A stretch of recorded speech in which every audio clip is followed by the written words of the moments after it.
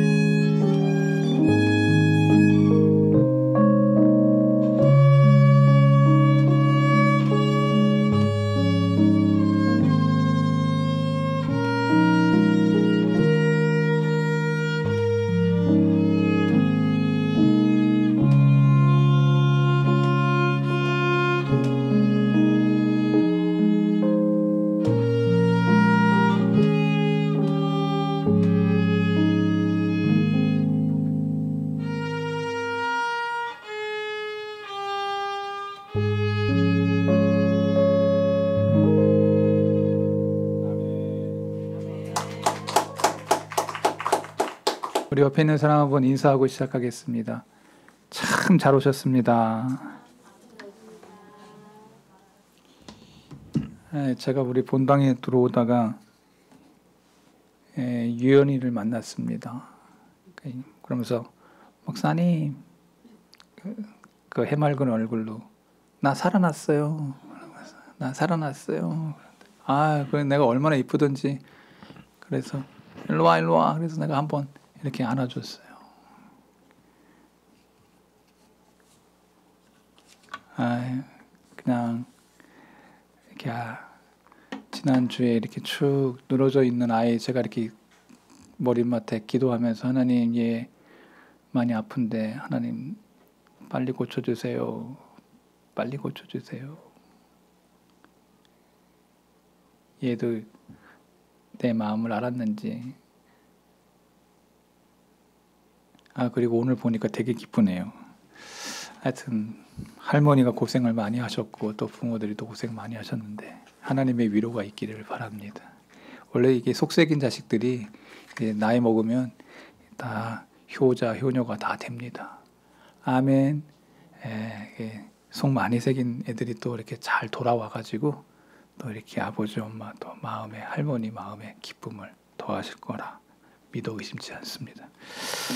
오늘 마가복음 1장 1절부터 7절의 말씀을 가지고 세례요한에 대하여 라는 말씀으로 하나님의 말씀을 증거하도록 하겠습니다.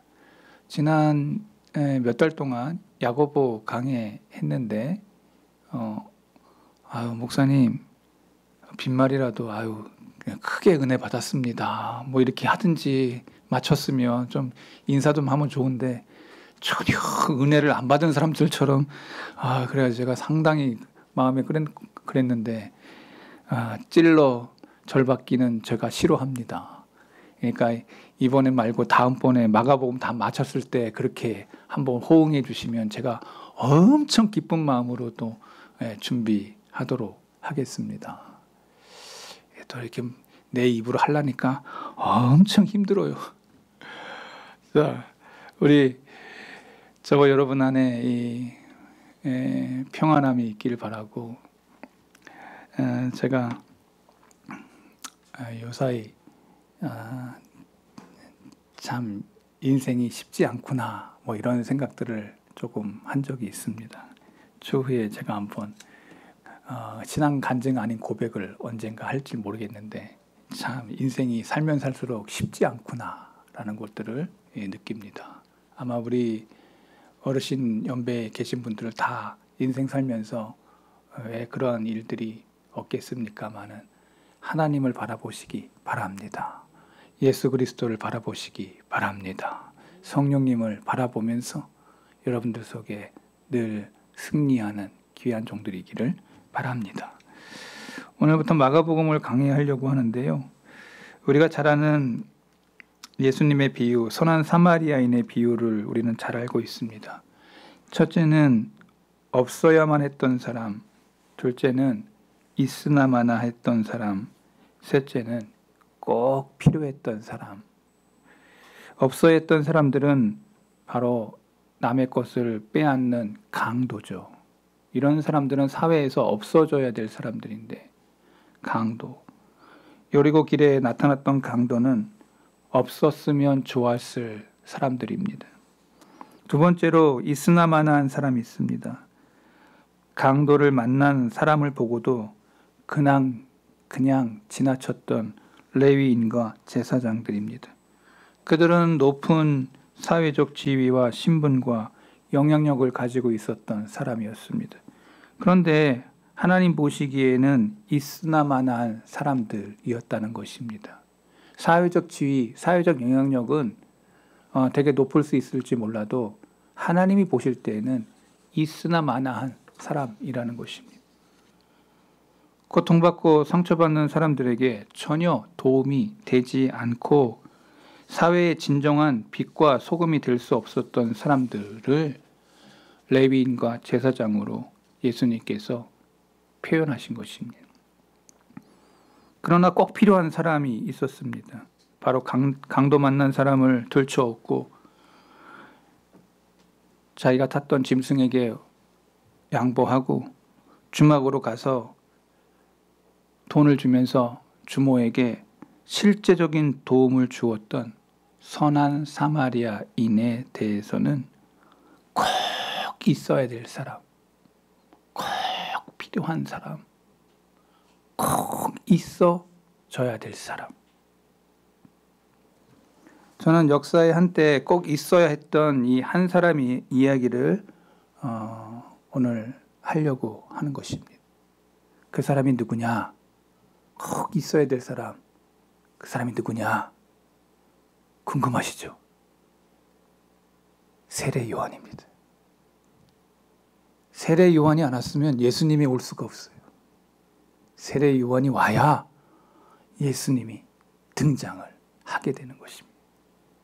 광야에서 외치는 소리, 그리고 예수님의 털을 닦을 외치는 소리, 이것을 하나님이 준비하셨는데 꼭 필요한 사람, 세례 요한을 하나님이 준비시켜 놓으셨던 것입니다.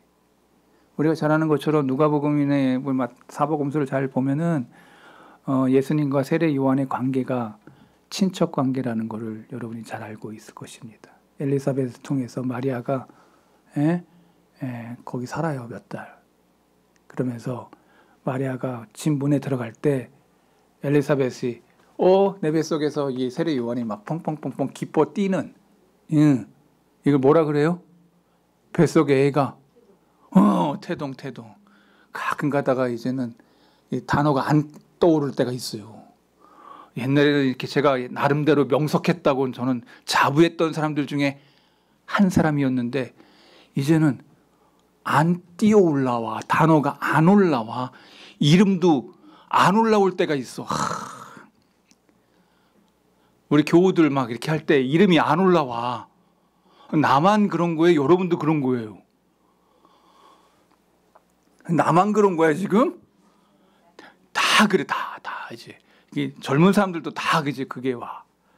그래서 제가 그러면서 그런 얘기 할 때마다 나의 그런 허물을 얘기할 때마다, 나의 그런 부족함을 얘기할 때마다 서로 각자 간의 위로를 받아. 나도 그래, 나도. 안경 썼는데 또 써. 제가 안경이 2개 있잖아요. 돋보기 또 써. 이렇게 또 쓰고, 이거 안경 어디 갔어? 또 쓰고. 원고 가지고 내려와야 되는데 핸드폰만 가지고 내려오고, 또 올라갔다 또 내려왔다. 여기는 다 정상적이어서 아무 그런 실수 하나도 안 하는 사람들이죠. 저는 이제 계속 이제 그런 걸 반복하다 보니까 이게 어른들이 했던 말이 다 맞아, 다 맞는 말이야. 여러분 조금 있어 보이소. 다 여러분들도 저 목사님이 말했던 게 맞다라는 거를 삶으로 느끼게 될 겁니다. 삶으로 느끼게 돼. 그러니까 어르신들 말 잘 새겨들어야 됩니다. 이럴 땐 또 아멘 하나도 안 해. 나에게 유리한 것만 아멘 하는 거야. 꼭 필요한 사람, 하나님께서 세례 요한이라.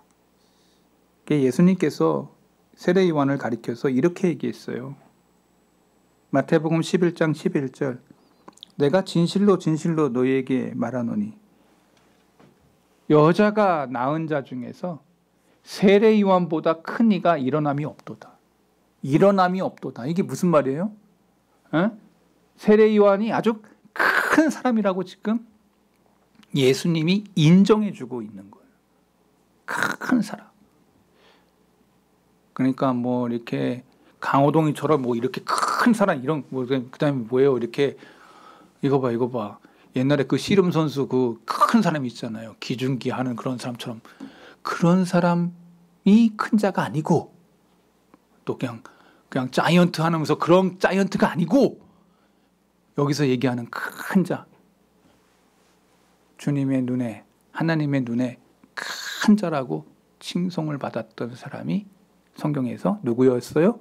세례 요한이었다고 지금 예수님이 설명하고 있는 거예요. 저는 이 말씀을 생각하면서 묵상을 할 때 이런 생각이 들었어요. 하나님이 나를 보고도 뭐라고 얘기할까?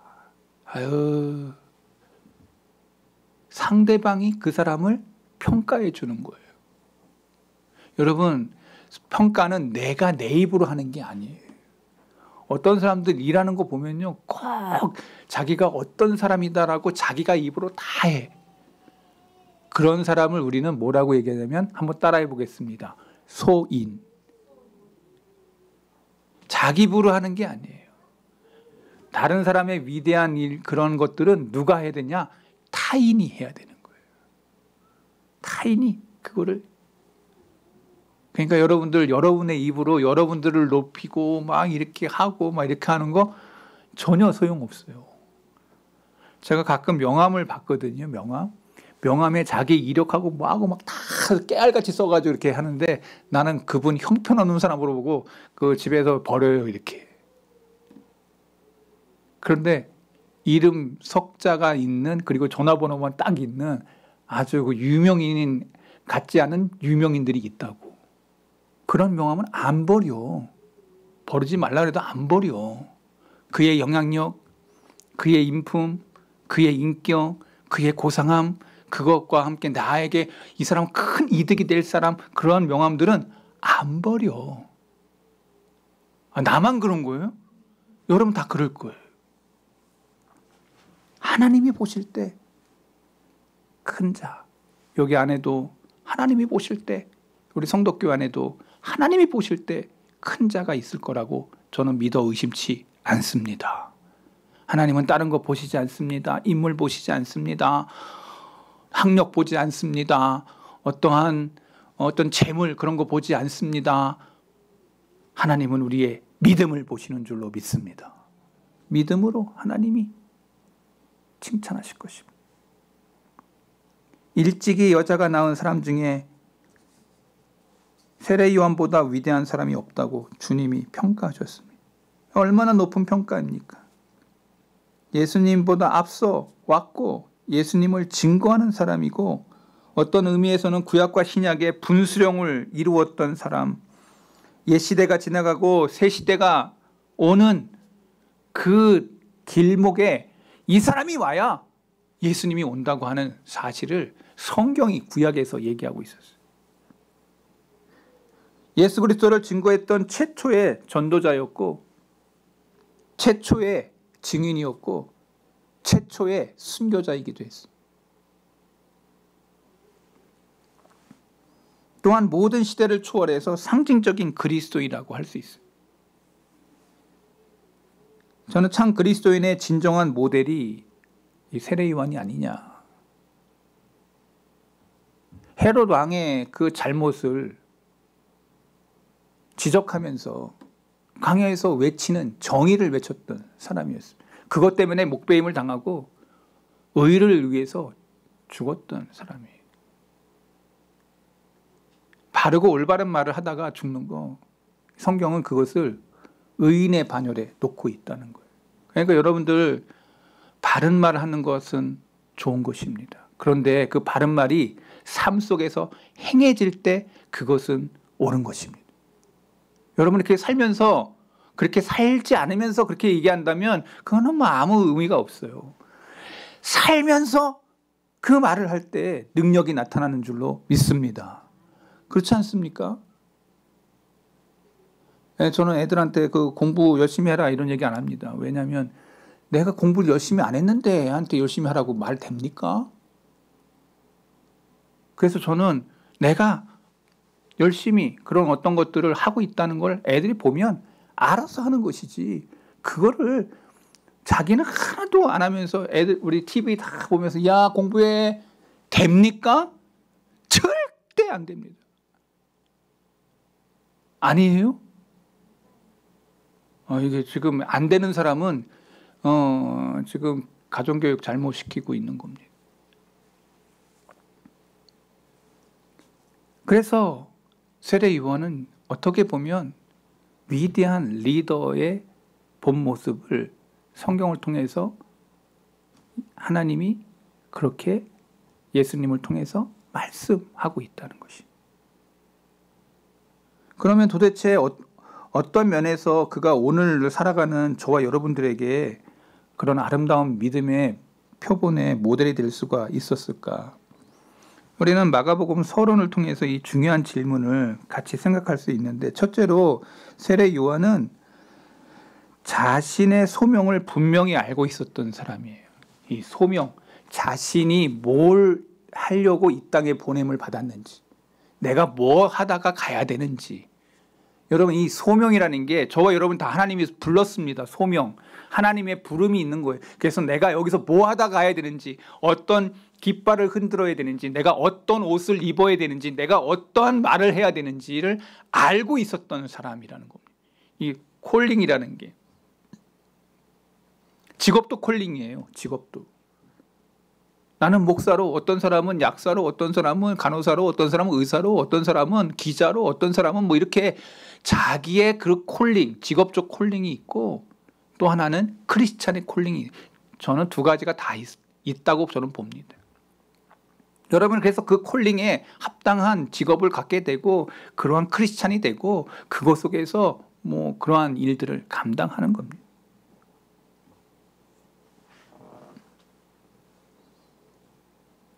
그는, 세례 요한은 복음에 대한 소명, 그리고 그것을 위해서 자기의 모든 것을 버린 사람.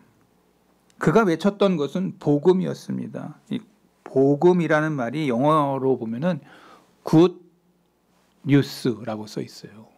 good news. 여기서 이 뉴스라는 건 NEWS 돼 있는데 이게 뭐냐면이니까 뭐죠? NEWS, 뉴스. 우리 다 뉴스 보잖아요. 이게 뭐예요? 영어에는 North, East, West, South. 이게 무슨 말이에요? 동서남북에서 와가지고 모인 일이라는 거예요. 동서남북에서 하나로 모였어. 그래가지고 내 귀에 들린 거야.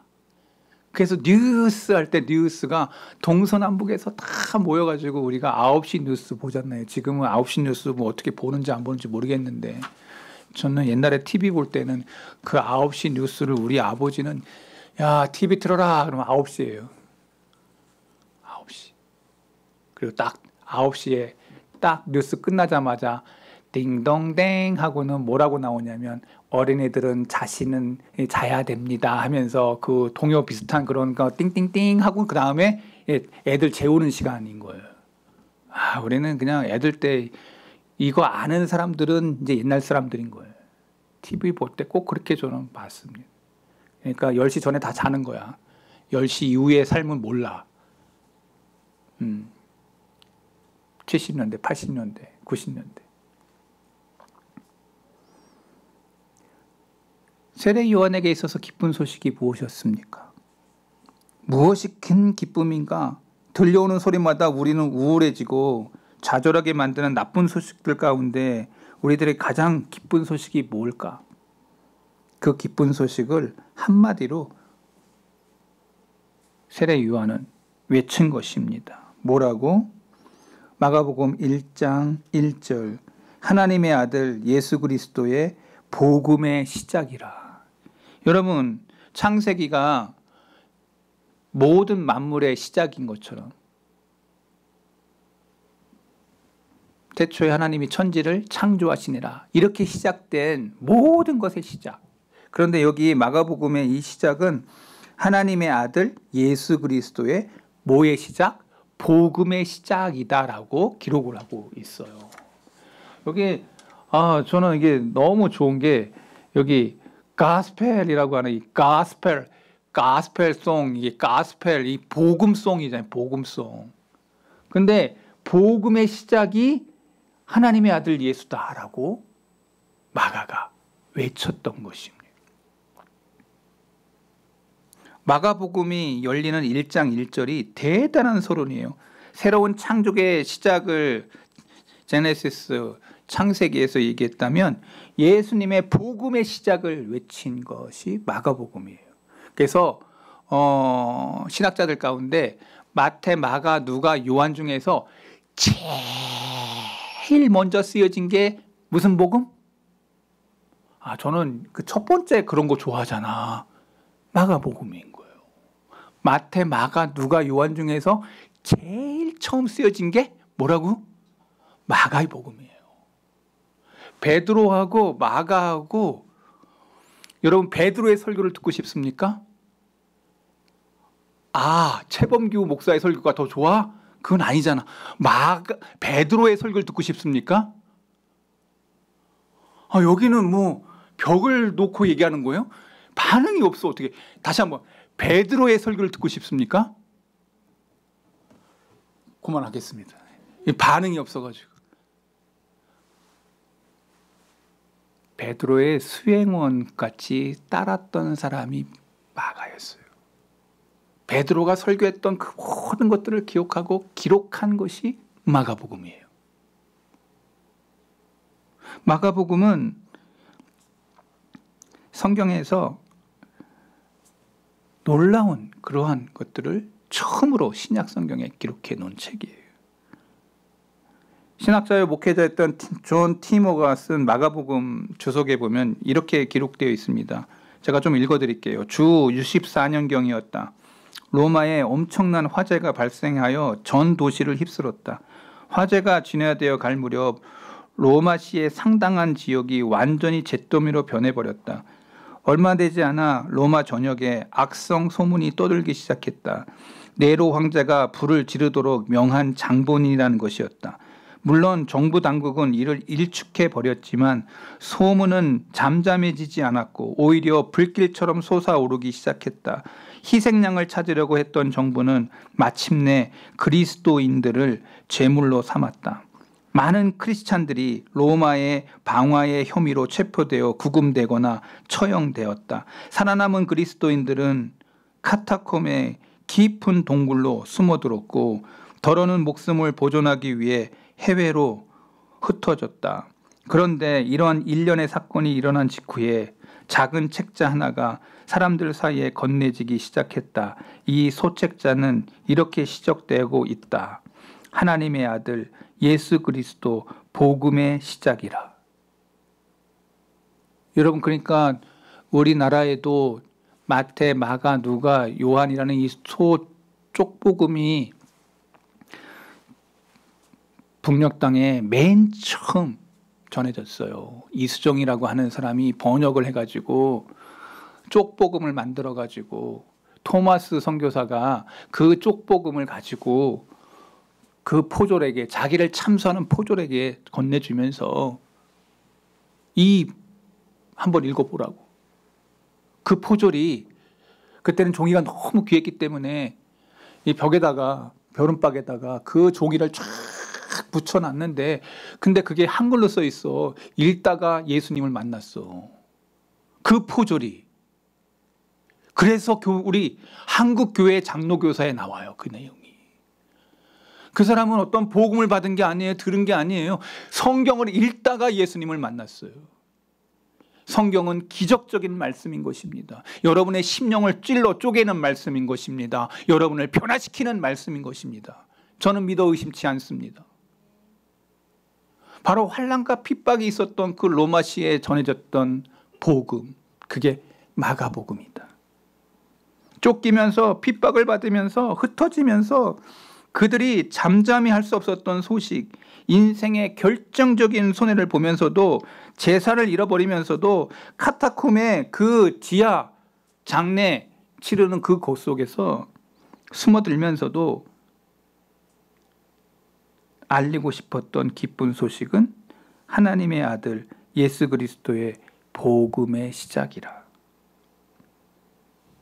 그래서 복음만이 1세기의 소망이었던 거예요. 마가복음이 이렇게 시작된 거예요. 저는 카타콤 안 가봤습니다. 그런데 카타콤에 대한 사진을 찍은 거를 제가 많이 봤습니다. 그 카타콤에서 이렇게 길을 못 찾아요. 거기가 어마어마하게 깊은 곳이고 막 길이 잘못 들어갔다 못 나온답니다. 근데 거기에 보면은 카타콤에서 태어나가지고 한 번도 태양을 보지 못하고 거기서 예수님 만나고 그리고 죽은 사람들도 있다고, 그런 얘기가 있어요. 거기가 얼마나 깊은 곳이고 얼마나 넓은 곳이라는 걸 알 수가 있죠. 근데 거기서 길 속에 그 위에다가 물고기 표시를 이렇게 해놨다는 거예요. 물고기 표시를. 물고기, 베드로의 물고기. 복음의 초점은 예수 그리스도. 복음의 모든 것들은 예수님께 귀결된다. 이게 마가복음의 시작이었습니다. 복음의 모든 것은 누구? 예수 그리스도다.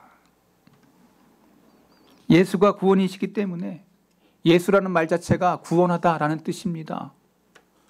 우리가 잘 아는 것처럼 예수가 소망이고 예수가 희망이고 그 로마시의 그 네로로 인해 가지고 환난받고 핍박당하고 십자가 당하는 그런 상황 속에서 이 복음서가 외쳐진 것입니다. 예수 그리스도가 복음의 시작이라고 하는 이 위대한 메시지를 이 마가복음이 얘기하고 있다는 거예요. 우리가 잘 아는 하나님의 아들 예수 그리스도라고 하는 이 신앙 고백을 첫 번째로 한 사람이 있습니다. 누구죠? 주는 그리스도시요 살아계신 하나님의 아들입니다. 고백했던 사람 베드로. 예수님께서 십자가 고난을 앞두고 내가 이제 죽을 거야 라고 하니까 베드로가 막 말리지 않습니까? 그런데 예수님께서 고난을 두고 그들에게 물으셨습니다. 사람들이 나를 누구라고 하더냐? 너희는 나를 누구라고 하더냐? 이때 베드로가 딱 얘기하지 않습니까? 주는 그리스도시요 살아계신 하나님의 아들입니다. 이 땅에 구세주로 오실 분, 우리를 용서해 주실 분, 영원한 우리의 소망, 우리의 희망. 그렇게 외쳤던 베드로. 우리가 잘 아는 구약 성경에 이사야 53장도 보고 여러 곳에서 메시아는 하나님의 아들로 오신다고 예언하고 있어요. 인간으로 온다는 거 예언하고 있다는 거예요. 바로 그 예수님이 바로 우리의 구원자다. 주는 그리스도시요 살아계신 하나님의 아들입니다. 이와 동일한 고백을 마가복음의 마가가 지금 하고 있는 거예요. 하나님의 아들 예수 그리스도의 복음. 주는 그리스도시요 살아계신 하나님이 바로 당신입니다. 본문에서 누군가 그러한 고백을 하는 거 아니 마가가 그 고백을 하고 있다는 거예요. 베드로가 했던 설교를 마가복음에 다 수록해 놓았던 것처럼 마가도 동일하게 베드로의 고백과 같이 주는 그리스도시요 하나님의 아들 예수님이다. 주님이 예수님이다. 하나님이다. 외쳤던. 그래서 맨 처음에 이게 너무 중요한 말씀인 거예요. 오늘 그러니까 설교 딱 끝나면은 이것만 기억나야 돼. 하나님의 아들 예수 그리스도의 복음의 시작이다. 이게 로마시에서부터 시작해서 쪽복음으로 시작됐던 그 메시지, 우리의 복음의 근원은 예수 그리스도다. 이것만 기억하면 오늘 승리한 줄로 믿습니다.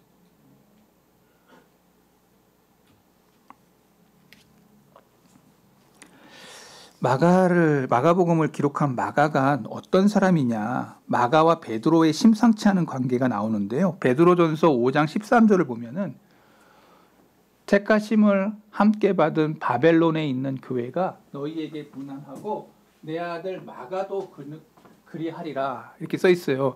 여기서 바벨론에 있는 교회라고 하면 지금 바벨론은 그때 그 당시에 로마 교회를 지칭하는 거였어요. 바벨론이 큰 나라였거든요. 로마시가 큰 나라였어요.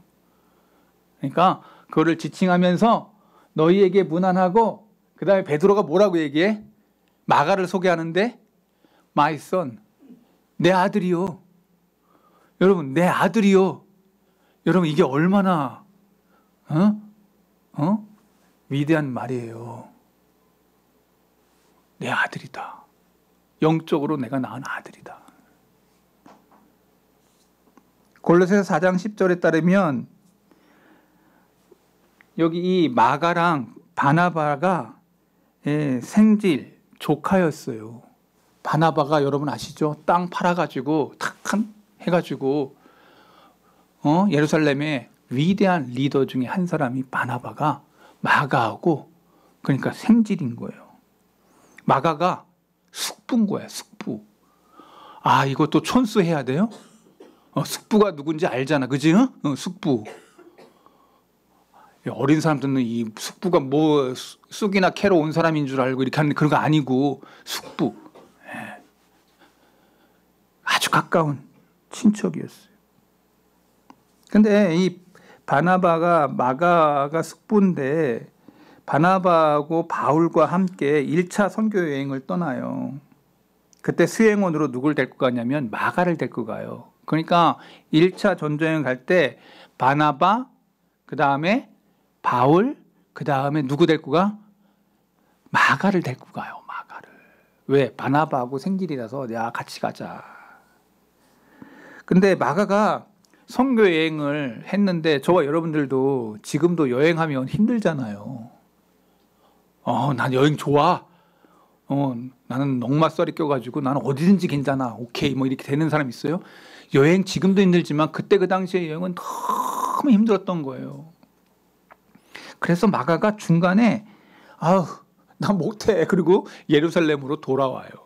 그게 사도행전에 나와요.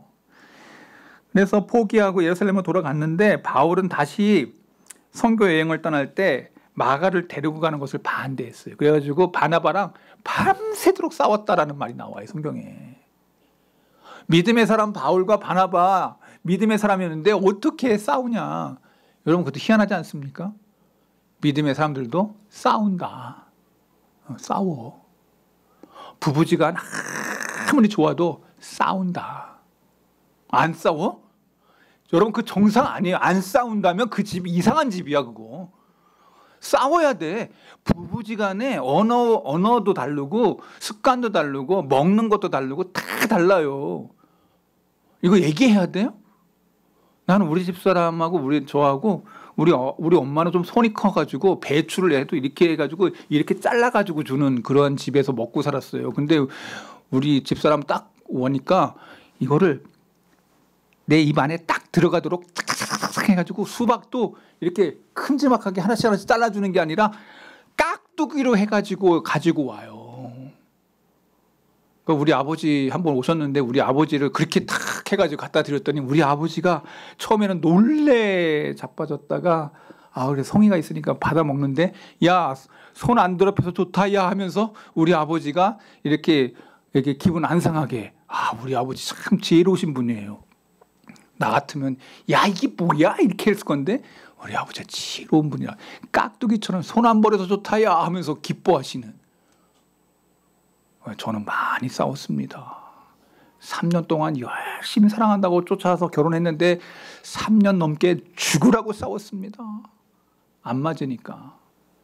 근데 너무 사랑해가지고 안 싸운대. 저는 그 부부 이상하다고 저는 생각합니다.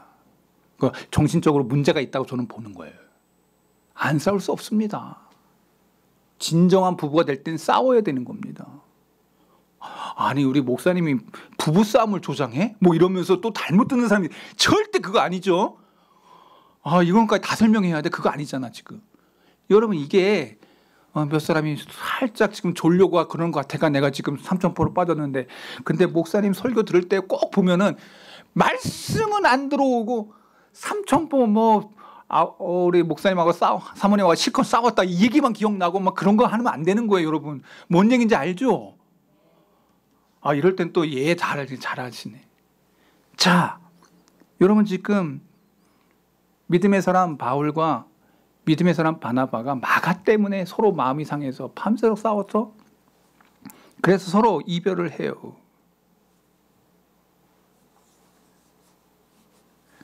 사역 초기에 이 마가 때문에 바나바하고 바울이 마음이 상했어요. 그런데 바울이 맨 마지막에 성경을 읽어보면 나중에 마가가 놀랍게 변화가 되었어요. 디모데후서 4장 11절을 보면은 성경에 누가만 나와 함께 있느냐. 바울이 가장 힘들 때 이제 돌아가시기 전이에요. 이제 순교하기 전인데 마지막 디모데후서 4장 11절에 이렇게 얘기해요. 네가 올 때 누구 데리고 오려면 마가를 데리고 오라 그래요. 마가를. 그러니까 마가 때문에 그렇게 바울이 힘들었는데 맨 마지막에 순교하기 전에 마가 데리고 오래. 그러면서 뭐라고 얘기하냐면 그가 나의 일에 뭐하다고? 유익하다. 너무너무 잘 자랐고 걔만 오면 나는 그렇게 좋다. 이런 거예요. 이게 된 거예요. 어떤 일이 벌어진 거야? 마가를 바울이 버렸는데 이 버렸던 이 마가를 누가 품냐면 성경은 베드로가 품고 양육을 해요. 버렸던 그 마가를. 그래서 성경을 읽어보면 바울이 멀리한 마가를 베드로가 품고 양육을 해서 또 한 명의 위대한 제자로 만들어지고 있어요. 그러니까 여러분 옆에 있는 사람 조금 못한다고 그냥 차 불고 그냥 아유 넌 이별이야 딱 이러고 막 이렇게 하고 이런 거 안 좋은 거예요, 여러분. 걔가 뭐가 될는지 몰라. 애들의 가능성을 눈을 열어줄 수 있도록 부모가 그냥 한 번에 실망하고 얘는 안 돼 싸가지가 뭐 이러면서 이렇게 하면서 탁 하는 이거 아니라는 거예요. 내가 아주 세상적인 말로 강단에서 할 얘기는 아닌데 그거 보고 막 이렇게 하는 거 아니에요. 위대한 리더 베드로가 다시 품고 위대한 리더가 돼서 마지막 바울이 순교하기 전에 걔 데리고 와. 나에게 너무 유익한 복음의 진보를 하는 하나님의 아들이요. 아, 이거 하다가 벌써 몇 장 더 해야 되는데 끝나고 말았어요. 다음 주에 계속해서 증거하도록 하겠습니다. To be continue. 하나님 아버지, 마가복음을 시작하면서 우리가 옷깃을 여밀고 정말 마가복음의 첫 절을 읽으면서 이 시대 가운데 정말 복음을 듣고 싶어 하는 많은 사람들 가운데 우리는 복음을 들은 자들이고 이 마가복음을 읽으면서 정말 내 심령 속에 다시 한번 잃어버렸던 놀라운 은혜를 체험케 해주시고 이 말씀을 들으면서 내 심령 속에 복음이 일어나는, 복음이 살아나는, 그리고 내 눈에 영혼의 눈이 열리는 그러한 놀라운 역사들이 일어나기를 소망합니다. 주여, 우리 성도의 모든 교우들 복음을 만난 사람들임을 믿습니다. 이들의 마음속에 예수님을 바라보는 이 눈이 흐려지지 않게 해 주시옵소서. 생명 되신 예수 그리스도의 이름으로 기도하옵나이다. 아멘.